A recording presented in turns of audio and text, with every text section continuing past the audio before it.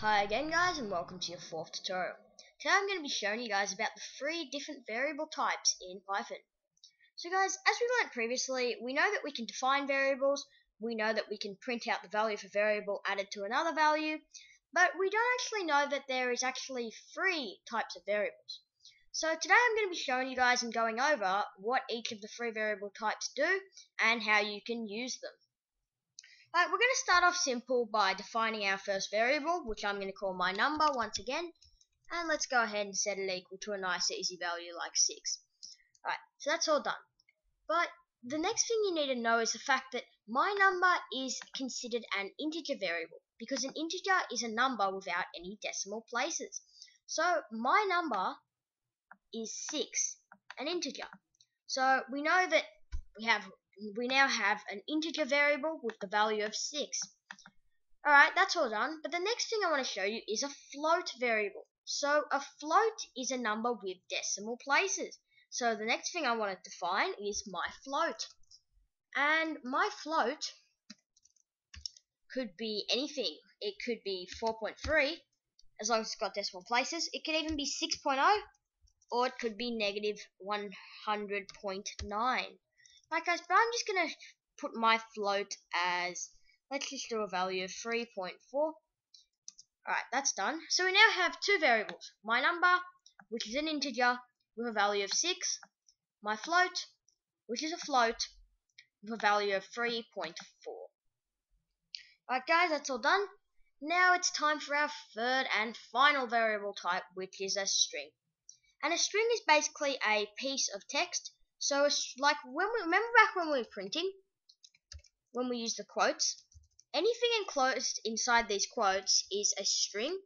So guys, anything enclosed inside these quotes, and it should come up in green or another color depending on what you've set your editor preferences to, but anything inside these little quotes is a string.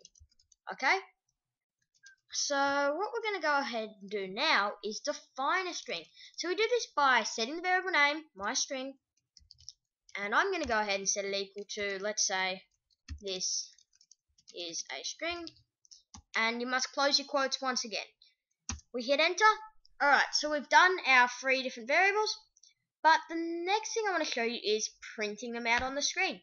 Like, remember how previously we knew how to print my number?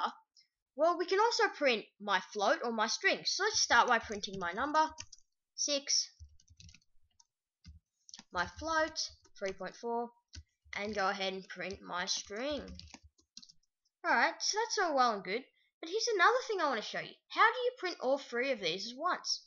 Well, it's the same function you use. You also use the print function.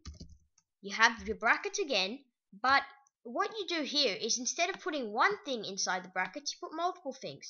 So you could do, let's say, my number, comma, my float, comma, sorry I made a mistake there, comma, my string. So what this basically does is, it tells the print function, alright, I don't want to just print one value, I want to print my number, my float, and my string. And what's really great about using commas is it puts a little space character in between. So your strings, your floats, and your numbers, they don't get all conjoined. So when we hit enter here, you see we get 6 for my number, we get 3.4 for my float, and we get this is a string for my string. Okay guys, so we now know how to print multiple items inside a print statement.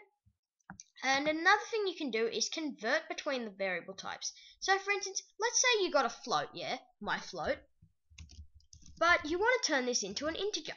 Well, you do this by doing the int function, which is int brackets my float.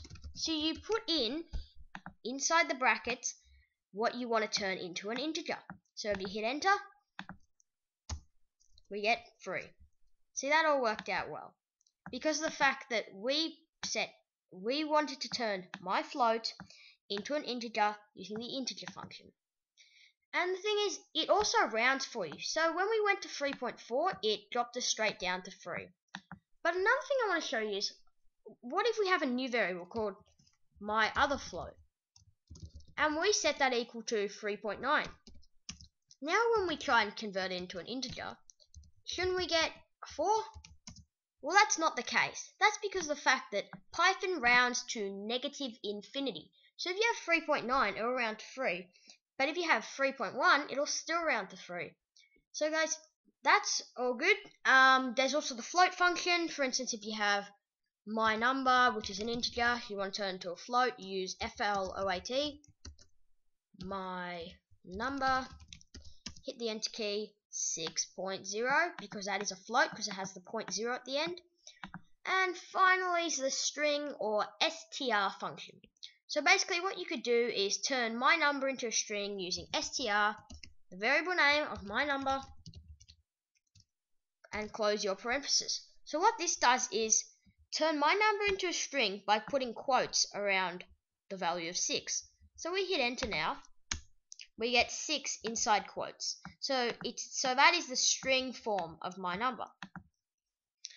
Alright guys, that's it for today. I'll see you next time in your 5th tutorial where we'll be learning about variable manipulation.